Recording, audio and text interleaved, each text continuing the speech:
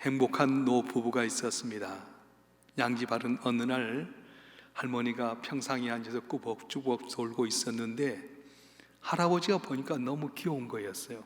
그래서 할머니를 안아주고 싶어서 가까이 가서 안아주려고 하는 찰나에 갑작스럽게 그런 생각이 들었어요. 내가 뭐 하고 있지? 근데 할머니가 졸다가 눈을 떴는데 대구 니시오? 그런 거였어요. 현대인들의 가장 큰 문제 중에 하나는 바로 건망증입니다. 우리 뒤에 보면 여러분 은행에 가서 현금 출납기 앞에 서서 모든 걸 다 했는데 갑자기 비밀번호가 생각이 안 나서 곤란당한 경우 있지 않습니까? 집을 나섰지만 가스에 불이 껐는지 꺼지지 않아서 또 들어왔다 나갔던 경험은 없으십니까? 세상을 살아가면서 우리가 기억해야 할 게 참 많이 있는데 잊어버릴 또 살 때가 많아요. 아이들의 생일을 기억해야 되겠고 또 평생 살고자 다짐했던 결혼 기념일도 기억해야 될 텐데 잊어버릴 때가 참 많다는 겁니다. 아마 이 자리에 계신 여러분들 가운데서도 중요한 것을 잊어버려서 고생했던 경험들이 많이 있을 겁니다. 조금 전에 있었던 일도 금방 잊어버립니다. 첫째까지 약속했던 것도 기억이 감퇴해서 넘어가 버렸습니다. 또 여러분 가운데서 자기 손에 들고 있는데도 불구하고 어디 가서 있지 않나 손들고 헤맸던 경험들이 많이 있지 않겠습니까? 사회학자들의 주장에 의하면은 문명이 발달할수록 사회가 발전할수록 건망증이 더 심해진다고 합니다. 신경 써야 할 것이 많아질수록 또 나이가 들어갈수록 기억력이 떨어진다고 합니다. 저와 여러분 한 분 한 분도 마찬가지입니다. 시간이 지나가면 기억력이 떨어지게 된 걸 경험하게 될 겁니다. 그럼에도 불구하고 우리가 살아가면서 잊혀서는 안 될 것들이 있습니다. 이 땅에 내가 출생했던 생일을 기억해야 됩니다. 내가 잊고 살았을지라도 다른 사람들이 기억하고 축하해 줄 때가 있고요. 백년해로를 다짐해서 살아갔던 결혼 기념일도 기억해야 되겠고 여러 가지 기억할 게 참 많이 있습니다. 그런데 이런 기억해야 될 많은 것들 가운데서 우리가 꼭 기억해야 될 것은 하나님의 아들 예수 그리스도께서 나를 위해서 십자가에 못 박히신 십자가의 사건을 기억해야 됩니다. 왜냐하면 저주받을 수밖에 없는 우리가 하나님의 아들께서 십자가에서 고난당하심으로 저주에서 풀림받게 되고 영원한 생명을 얻게 되고 자녀가 되었기 때문에 그렇습니다. 오늘은 종료주일입니다. 사순절 예배 가운데 6번째 주일이고요. 그래서 예수님께서 어린 양을 타고 겸손의 왕으로 예루살렘에 올라간 날입니다.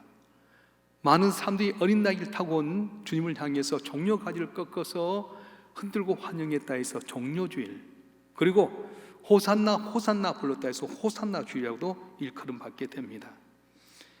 사실 이 종료주일의 가장 중요한 것 중에 하나는 바로 하나님의 아들이 우리를 위해서 십자가지로 결단하고 올라간 사건이기 때문에 그렇습니다. 그런데 본문에 보게 되면 실망스러울 정도로 예루살렘 입성이 초라하기 짝이 없습니다. 왕으로 오신다면 당당히 큰 백마를 타고 많은 호위 군사들과 더불어서 올라와야 될 텐데 어린 나귀를 타고 올라갈 때 백성들이 종려나무를 흔들면서 호산나 호산나 하는 모습을 보게 되면 정말로 하나님의 아들이 입성한 건가 하는 그런 의아심을 갖게 됩니다. 그런데 예수님께서 오늘 본문 1절 이하에 보게 되면 예루살렘에 올라가기 전에 감람산 극반인 벳바게와 베다니에 갔을 때 제자께 말씀하는 거예요. 2절과 3절에 보게 되면 이르시되 너희는 맞은편 마을로 가라. 그리고 들어가면 곧 아직 아무 사람도 타보지 않은 나귀 새끼가 메어 있는 것을 보리니 풀어 끌고 오너라. 만일 누가 너에게 왜 이렇게 하느냐 묻거든 주가 쓰시겠다 하라. 그리하면 즉시 이로 보내리라 하시니. 이 말을 듣고 제자들이 그곳에 가서 어린 나귀를 보게 됩니다. 어린 나귀 새끼를 풀어오게 되니까 사람들이 다 모여있는 가운데서 제자들이 옷을 벗어서 나귀의 등에 태우니까 주님이 타고 올라가셨어요.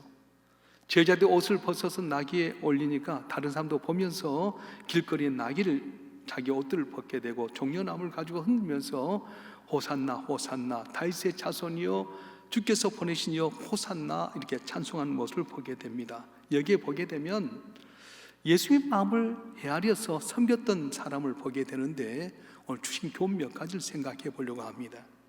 첫째는 제자들의 자세입니다. 예수님께서 너희가 어디로 가게 되면 새끼 나귀가 매일 때 풀어오느라고 말씀하셨어요.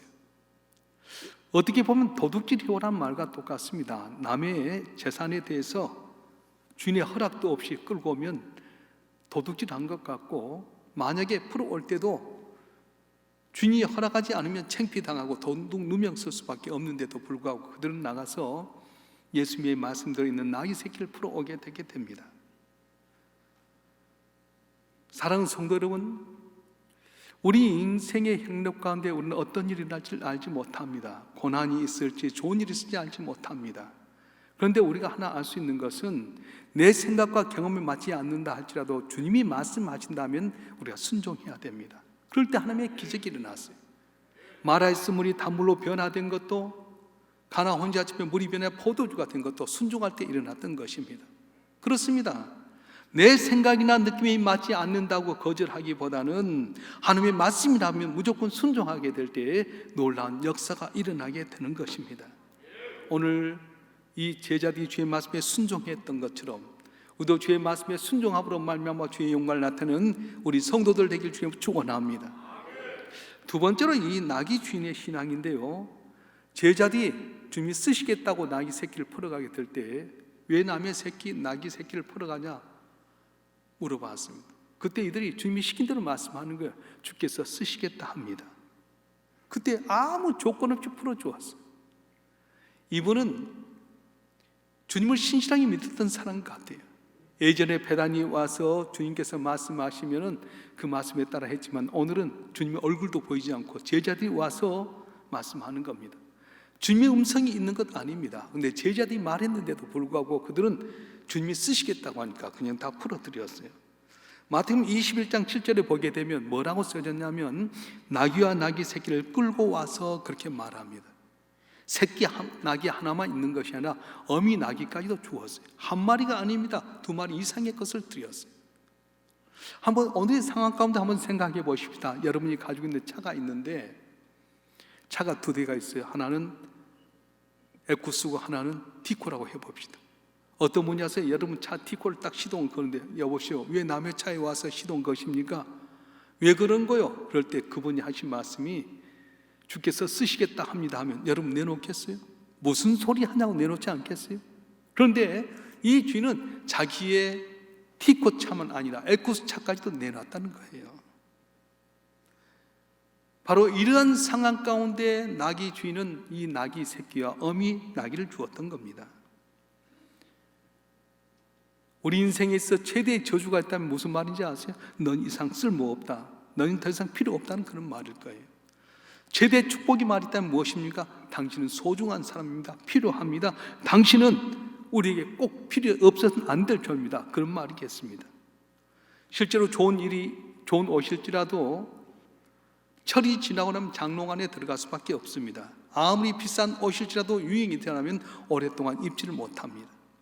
여러분 옷 가운데 즐겨 입는 옷이 있습니다. 넥타이가 여러 개 있어도 내가 자주 찾는 넥타이가 있습니다. 값이 비싸서가 아닙니다. 왜 그걸 찾는가? 내 마음에 들어서 그렇기 때문에 그렇습니다. 저와 여러분 한 분 한 분도 주님께서 쓰시겠다고 한다는 것은 여러분이 어떤 존귀한 자가 되어서 값이 비싸서 많은 사람이 의로움의 대상이 되어서 그게 아니에요. 내 마음에 맞는다, 주님의 마음에 맞으면 쓰시게 하시는 거예요. 저는 그 초등학교 다닐 때 경험이 있었어요. 공부하다가 방학이 되게 되면 다 이제 자유로운데 방학 때가 되면 선생님이 한 명, 두 명 정도를 이렇게 2명 정도 지어서 방학 동안 한 10일이나 15일 정도 나와서 선생님을 도우라고 합니다. 처음으로 뽑혀진 애들이 어떤 애인가 이렇게 봤더니 공부를 잘하는 애들이었어요. 근데 어느 날 나도 부름 받았어. 가서 친구가 갔는데 한 것은 다른 거 없어요. 가면 교무실 청소하고요, 물 끓이고요, 연탄 갈고요, 그렇게 있다 오는 거예요. 오전 시간 했는데 그게 얼마나 행복한지 몰라요. 그렇습니다. 많은 사람들 가운데 여러분 쓰시게 된다는 것 기쁨으로 누리실 주님을 축원합니다. 쓰임받는 분이 괴로운 것 아닙니다. 쓰임받는 게 바로 행복한 것입니다. 여러분 주의 말씀대로 사실 주님을 축원합니다. 부담이니 짐이니 시간이 없다 그렇게 하지 말고 순종하고 주 앞에 있는 걸 드리게 지게 되면 그걸 통해 주의 영광을 나타내게 되는데, 오늘 종료주를 통해서 주의 마음을 헤아렸던 귀한 사람들을 여러분 마음판에 새겨서 또 종기 쓰임 받고 주 앞에 영광을 돌리는 귀한 삶이 되길 주님으로 축원합니다.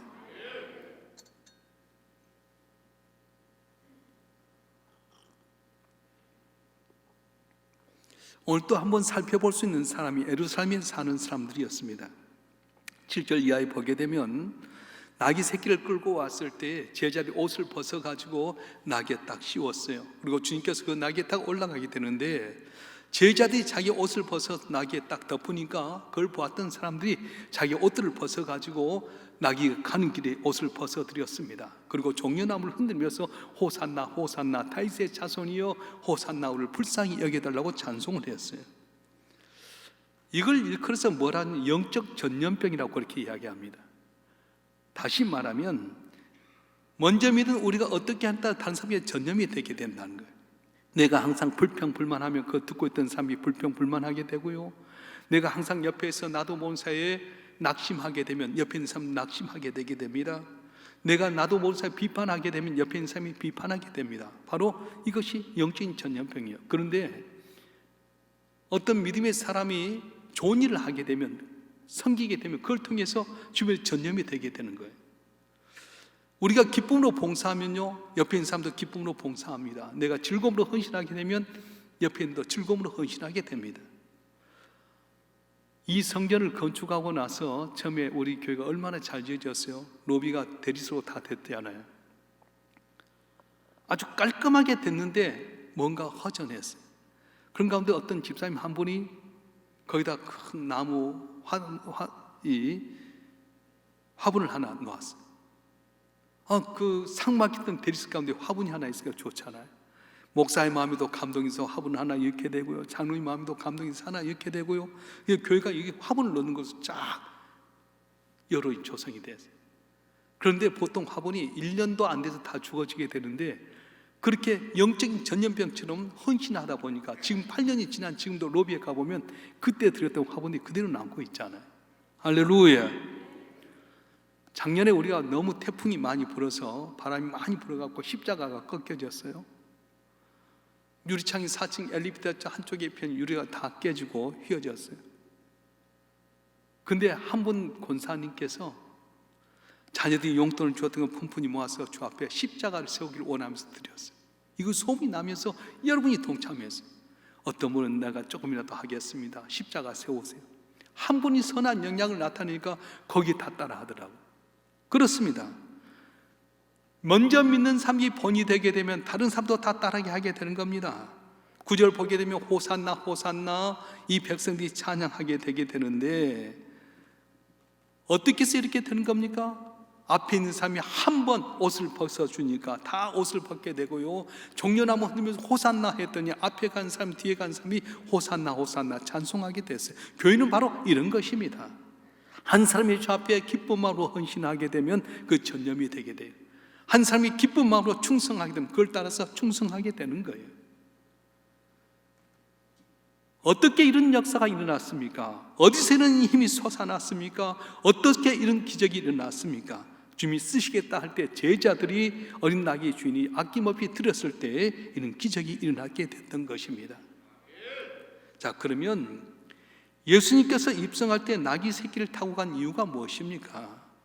온 인류를 구원하기 위해서 예루살렘에 입성하게 되는데 백마를 타고 많은 군사들 입고 가야 될 텐데 주님께서는 초라하게 어린 나귀 새끼를 타고 올라갔어요. 이유가 무엇입니까? 힘이 없어서요? 능력이 없어서요? 아닙니다. 만왕의 왕이시고 만주의 주이신 주님께는 얼마든지 할 수 있었음에도 불구하고 어린 나귀 새끼를 풀어 타고 간 이유는 성경에서 이야기한 대로 겸손의 왕으로, 평화의 왕으로 오시기 때문이 그렇습니다. 스가랴서 9장 9절에 보게 되면 이렇게 말씀이 되어 있는데 우리 한번 읽어볼까요? 스가랴서 9장 9절의 말씀 시작. 시온에 따라 크게 기뻐할지어다, 예루살렘에 따라 즐거이 부를지어다. 보라, 내 왕이 내게 임하시나니 그는 공의로우시며 구원을 베푸시며 겸손하여서 나귀를 타시나니 나귀의 작은 것 곧 나귀 새끼니라. 아멘. 오늘날 교회 나온 성도들 가운데 많은 분들이 자기에게 돌아온 영광과 권세를 보면서 남들이 나를 대접해 주길 원합니다. 주님은 어린 나귀로 겸손하기 위해서 오셨는데 우리는 남이 나를 알아주길 원하면서 섬기고 남이 알아주니까 봉사할 때가 많다는 거예요. 여러분, 우리 성도는 어떻게 해야 됩니까? 반대로 살아야 됩니다. 남이 나를 알아주든 못 알아주든 하나님 나를 알아준 것에 감사해서 내가 낮아지고 섬기게 되면 누가 기억해 주냐? 하나님이 기억해 주신다는 거예요. 할렐루야. 우리 모두가 어린 나귀를 타기를 주님으로 축원합니다. 겸손해지길 바랍니다. 겸손할 때는 쓰임 받게 되는 겁니다. 사울이 어떻게 이스라엘 초대 왕이 되었습니까? 겸손할 때 왕이 되었어요. 왜 버림받습니까? 내 힘대로 된 것인 것처럼 고개 들고 내 뜻대로 사니까 버림받아 버린 거예요. 영적인 삶은 어떤 사람입니까? 남이 나를 어떻게 보느냐에 따라 살아가는 것이 아니라 남이 나를 어떻게 보든지 간에 하나님이 나를 보신 것에 대해서 충성하고 헌신한 사람이 바로 영적인 사람이라고 말씀하는 거예요. 자, 여러분 한 분 한 분이 하나님이 기뻐하고 사랑하는 영적인 사람이 되길 주님으로 축원합니다. 자, 그러면 예수님께서 어린 나귀를 타고 예루살렘에 입성한 이유가 무엇입니까? 평화의 왕으로 겸손의 왕으로 예루살렘에 올라오신 주님께서는 십자가 지 위해서였다는 거예요. 죄로 말미암아 영원히 멸망당할 수밖에 없는 우리를 위해서 하나님의 아들이 무기력하게 벌지 모르지만 핏값이 아니면 제사함 받을 수 없기 때문에 십자가에 못 박혀 죽으시려고 예루살렘에 올라오셨습니다. 우리 인생이 올바로 살고 주께서 원하신 일을 가려면 어떻게 해야 됩니까? 십자가 속에서 우리 두 가지를 정립해야 할 텐데, 첫째는 십자가의 죄인된 나를 발견해야 됩니다. 예수님의 십자가에 못 박힌 장면만 바라보는 것이 아니라 예수님의 십자가에 달리신 그 모습을 통해서 달려야 될 사람이 예수님이 아니라 바로 나라고 하는 사실을 우리가 알아야 된다는 거예요. 주님이 아니면 난 죽을 수밖에 없었는데, 오늘 우리 장소연 집사님 언제 봐도 참 찬양을 잘하고 은혜가 돼요. 오늘 끝났는데 어떤 분이 그러더라고요. 장소연 집사님이 여태까지 교회에서 했던 이 찬송을 좀 모아서 복사해 줄 수 없냐고. 너무너무 은혜가 된다. 은혜 아니면 살 수 없잖아요. 십자가 아니면 우리가 살 수 없잖아요. 주님이 십자가 상에서 팔가 벗기게 되고 가시관 쓰시고 옆구리에 창을 박힌 장면, 주님이 잘못해서가 아니라 내가 져야 될 그 자리에 주님이 대신 지심으로 부끄럼 당하고 창에 찔림으로 말미암아 내가 구원받았음을 감격하면서 십자가 볼 때마다 바로 죄인된 나를 발견해야 된다는 거예요. 그런데 왜 많은 사람들이 십자가를 보면 자신을 발견하지 못합니까? 세상의 사람들처럼 소유와 신분과 가치관을 자기의 기준으로 삼기 때문에 십자가 속에 자신을 발견하지 못하게 되는 거예요. 문화와 시대와 성격에 가려져서 죄인으로서 진정한 내 실체를 보지 못할 때가 많습니다. 바로 이번 종려주를 통해서 십자가에 달리신 주님을 볼 때마다 내가 달려야 될 자리에 주님이 달리셨다. 바로 주님이 그 자리에 있어야 될 그 자리에 내가 있어야 될 텐데 주님 대신 달리셨다. 나는 죄인인데 주님 때문에 살아났다는 생각을 갖고 주께 감사하는 우리 모두가 되길 주님 축원합니다. 그래도 우리 삶 가운데 십자가상에 달린 주의 모습을 통해 내 실체를 볼 때가 있는데 언제입니까? 고난 당할 때라는 거예요. 고난을 당할 때 위장이 된 내 모든 걸 다 벗어버립니다. 나만 장군이 갑옷을 입고 다 가려졌는데 그가 나병에 걸려서 고침받고자 하는데 다 훌을 털어버리듯이 고난을 통해서 우리의 삶 가운데 있는 가리고 있는 모든 체면과 모든 걸 다 버리게 된다는 거예요. 코로나 때문에 우리가 알잖아요. 코로나 오니까 벌벌 떠는 사람도 있게 되고 담대한 사람이 있는 거 알게 되잖아요. 여러분, 십자가에 못 박힌 주님을 바라볼 때마다 내가 달려야 될 죄인인 것을 우리가 보면서 언제나 주께 감사하고 겸손하고 주 앞에 충성해서 인정받는 우리 모두 되길 주님 축원합니다. 축원합니다. 할렐루야. 두 번째는 십자가 볼 때 뭘 우리가 볼 수 있냐면 하나님의 사랑을 볼 수가 있습니다. 가치 없는 우리 존재를 위해서 하나님께서 아들 예수를 십자가에 못 박혀 죽게 사랑하셨어요. 성경은 그걸 그대로 예시하고 있는데 이사야서 53장 4절에서 6절까지 보게 되면 이사야 선지자는 하나님의 사랑을 이렇게 표현합니다. 우리 다 같이 한번 읽어보겠습니다. 이사야서 53장 4절부터 6절까지 말씀 시작. 그는 실로 우리의 질고를 지고 우리의 슬픔을 다행하였거늘 우리는 생각하기를 그는 징벌을 받아 하나님께 맞으며 고난을 당한다 하였노라. 그가 찔림은 우리의 허물 때문이요 그가 상함은 우리의 죄악 때문이라. 그가 징계를 받음으로 우리는 평화를 누리고 그가 채찍에 맞음으로 우리는 나음을 받았도다. 우리는 다 양 같아서 그런데 행하며 각기 제 길로 갔거늘 여호와께서는 우리 모두의 죄악을 그에게 담당시키셨도다. 아멘. 우리의 슬픔과 질고를 대신 지고 가는 것, 우리 죄를 위인해서 대신 채찍에 맞고 징계받는 것 하나하나 한번 장면 생각해 보십시다. 왜 하나님의 아들이 그렇게 벌거벗기게 되고 채찍에 맞고 부끄럼당해야 됩니까? 저와 여러분을 사랑하신 하나님의 사랑 때문에. 너무 고통스러워서 엘리엘리 라마 사박다니 나의 하나님 어찌 나를 버리시나이까 외친데도 불구하고 그 소리를 외면하시기까지 그 아들 십자가에 버려두신 그 하나님의 마음 알 수 있겠습니까? 바로 우리 위한 하나님의 사랑이라고 하는 것입니다. 주님이 지신 십자가는 원래 내가 달려야 될 십자가입니다. 죄와 저주가 얼마나 무서운가를 이 십자가는 우리에게 보여주고 있습니다. 동시에 그것을 대신 짊어진 하나님의 사랑을 우리가 예수님의 십자가를 통해서 알게 되게 됩니다. 그럴 때 우리는 다시 결단할 수 있게 되고요, 다시 오시겠다는 주의 약속의 말씀도 믿을 수 있게 되는 것입니다. 수치와 조롱과 고통과 억울함과 배신당한 것이 나인 것을 알기 때문에 사도 바울은 이렇게 고백합니다. 이제 내가 사는 것이 아니라 내 안에 그리스도께서 사신 것이라고 고백을 했던 것입니다. 사랑하는 성도 여러분, 십자가를 볼 때마다 예수님이 나를 대신 죽으심으로 내가 살아났다는 걸 생각하면서 내 안에 사는 것이 내가 아는 것이라 바로 주님이 사신 거라고 하는 믿음 속에서 여러분이 거룩한 삶을 살고 복을 받아 그리스도의 향기를 나타내는 우리 성도들 되길 간절히 바랍니다. 간절히 바랍니다. 할렐루야.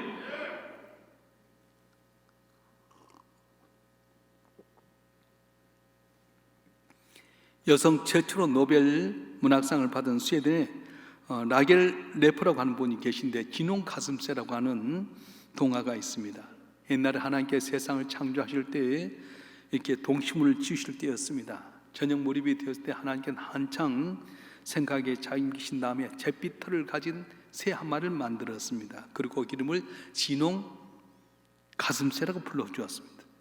이 새가 하나님께 물었습니다. 하나님, 내 털은 다 잿빛인데 왜 진홍 가슴새라고 불렀습니까? 그때 하나님께서 이렇게 말씀해 주셨습니다.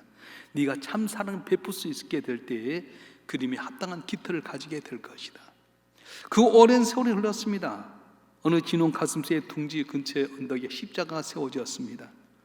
어떤 사람이 매달렸는데 멀리서 보던 진홍 가슴새가 그 사람이 얼마나 불쌍해 보였는지 무섭다는 생각을 뒤로하고 이 십자가에 가까이 왔습니다. 가까이 가서 봤더니 그 사람이 가시 멸류관을 썼는데 그 가시마다 검붉은 피가 솟아나고 있었습니다. 이 새는 그 사람이 가벼워서 그분이 날아가서 이마에 박힌 가시를 하나씩 뽑기 시작합니다. 작은 부리로 가시를 뽑아낼 때마다 가시에서 나온 가시가 뽑힐 때 피가 솟아나서 자기의 가슴에, 자기의 목 주변이 피로 얼룩졌습니다. 계속해서 지쳐가면서까지 가시를 뽑았는데 결국은 가시를 뽑다가 그만 돌아왔습니다. 왜냐하면 그 사람이 결국 숨을 거두었기 때문입니다. 그런데 자기 몸에 묻은 피가 도무지 깨끗이 지워지지 않는 것이었습니다. 결국 목덜미와 가슴에 핏자국이 남게 되었고, 더 이상한 것은 그 새끼가 새끼를 낳았을 때마다 모든 목덜미와 가슴에 선명한 진홍빛 털이 생기게 되었다는 것이었습니다. 이 진홍 가슴새의 이야기는 하나님부터 택함 받은 우리 성도들 이야기하고 있습니다. 갈보리에서 흘리신 예수의 그리스도의 피는 온통 내게 덮여져 죄사함을 받게 되고요, 그리고 하나님의 영광에서 부름받은 성도가 되었습니다. 그리고 우리의 가슴에는 예수의 십자가의 보혈의 흔적이 남아있게 된 겁니다. 사랑하는 성도 여러분, 여러분 가운데 주님이 나를 위해서 십자가에 못 박혀 돌아가신 그 장면이 생생히 남아있습니까? 죄로 말미암아 죽을 수밖에 없는 나를 위해서 주님이 십자가에 못 박히셔서 피를 흘려주셔서 잿빛으로 죽을 수밖에 없는 죄된 모습인데, 그 보혈 때문에 하나님 앞에 인정받는 우리 모두인데, 여러분 과연 그 피 흘리신 주님이 여러분 가슴속에 남아있는 것입니까? 가슴마다 예수의 사랑을 끓고 있는 사람들, 예수님과 맺은 그 사랑, 그 관계가 벅차서 주를 위해서 자기를 드리는 그 사람을 향해서 오늘 주님 말씀하십니다. 풀어 끌고 오너라. 메인 나귀를 풀어 끌고 와야 주님이 쓸 수 있는 것입니다. 혹시 여러분 사업과 물질이 묶여 있는 분 계십니까? 오늘 계기로 해서 풀어지길 주님으로 축원합니다. 여러분이 가지고 있는 물질과 재물들이 풀려져서 주 앞에 쓰임받는 여러분 되길 주님으로 축원합니다. 질병에 묶여 있는 가정이 있습니까? 풀어지길 바랍니다. 건강해서 주 앞에 쓰임받는 여러분 되길 주님으로 축원합니다. 자녀도 헛된 것에 메어두지 마세요. 풀어서 주님께 맡기시길 바랍니다. 그러면 주께서 귀하게 쓰여지게 해주실 것입니다. 주께서 쓰여질 것을 엉뚱한 곳에 쓸 때 풀렸던 것도 묶여질 수 있습니다. 기회도 명예도 건강도 물질도 주님께서 묶으시면 능히 풀 자가 없습니다. 이 모든 것들이 주님이 쓰시지 않으면 내가 쓰는 것 아닙니다. 하나님이 나를 쓰지 않으면 결국 마귀가 나를 쓰게 되는 겁니다. 내 시간 하나님이 쓰지 않으면 결국 사탄이 빼앗아갑니다. 내 재능을 하나님께 쓰시지 않으면 사탄이 침략하게 됩니다. 내 물질 주를 위해 쓰지 않으면 세상에 빼앗아 가버립니다. 내 육체 하나님 영혼에 쓰지 않으면 사탄의 노예가 되게 되는 겁니다. 그런데 주님이 쓰시겠다 할 때에 나귀 새끼 한 마리 더 드렸더니 주님 영광에서 귀 쓰임받게 되었던 겁니다. 우리가 큰 거 들려고 하지 말고 작은 것부터 주님이 쓰시게 할 때 드러내는 여러분들에게 주님 축원합니다. 축원합니다. 오늘 종료주를 맞이해서 십자가 지신 우리 주님의 마음을 한번 깊이 헤아렸으면 좋겠어요. 많은 사람들은 제자들 나중에 요한과 야고보는 영광을 얻으며 좌편에 우편에 앉아달라고 하는데 지금 십자가 지러 가잖아요. 나를 위해서 아낌없이 십자가상에서 벌거벗기고 채찍이 맞고 가슴에 옆구리에 창자국 찍기까지 고난당하기 위해서 올라가는데 누구도 그걸 알지 못하는 거예요. 베다니 마리아는 평상 주의 말씀을 잘 들었기 때문에 주님이 오셨을 때에 옥합을 깨뜨렸어요. 근데 가룟유다는 뭐라고 말합니까? 왜 그걸 팔아서 가는 사람 주지 않느냐 했지만은 주의 마음을 헤아렸던 이 마리아는 자기 옥합을 깨뜨려 주의 머리에 바르고 발에까지 착 흘러지는 그 향유를 머리털로 다 씻겨드려서 주의 영광을 나타냈습니다. 내가 잘나고 똑똑해서 얻는 것 아닙니다. 난 영원히 버림받고 저주받을 수밖에 없는 존재였는데 주의 십자가의 볼로 말미암아 우리가 구원받았다고 한다면 진홍 가슴새처럼 우리 가슴 속에 예수의 보혈의 흔적이 있다면 주께서 쓰시고자 할 때에 내게 있는 건강, 내게 있는 물질, 내게 있는 자녀, 내게 있는 모든 환경을 주께 드림으로 말미암아 더욱더 존귀 쓰임받는 우리 모두가 되어지길 주님 축원합니다.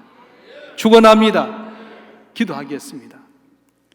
전능하신 아버지 하나님, 주님의 그 크신 사랑을 무엇으로 보답해야 될지 모르겠습니다. 이 세상의 구원주로 오신 주님이라고 한다면 흰말 타고 많은 병사들을 이끌고 올라갈 텐데 어린 나귀 새끼 풀어다가 그 위에 타고 올라가셨는데 그것은 바로 평화의 왕, 겸손의 왕으로 오시기 위함이었습니다. 우리 주님께서 발가벗기시고 채찍에 맞으시고 가시관 쓰시고 옆구리에 창을 찔린 이유가 무엇입니까? 우리를 구원하기 위함이 아닙니까? 아직도 내 모든 것이 매여 있다면 이번 기회를 통해 풀려지길 원합니다. 물질이 풀려지게 하여 주시옵소서. 건강이 풀려지게 하여 주시옵소서. 자녀의 길이 풀려지게 하여 주시옵소서. 주님이 쓰시기도 할 때 풀려진 우리의 것을 통해 하나님 영광을 나타내는 우리 모두가 되게 하여 주시고 우리를 통해 주의 영광이 온 땅에 증거되는 귀한 역사가 일어나게 도와주시옵소서. 거룩하신 예수 그리스도의 이름으로 감사하며 기도하옵나이다. 아멘.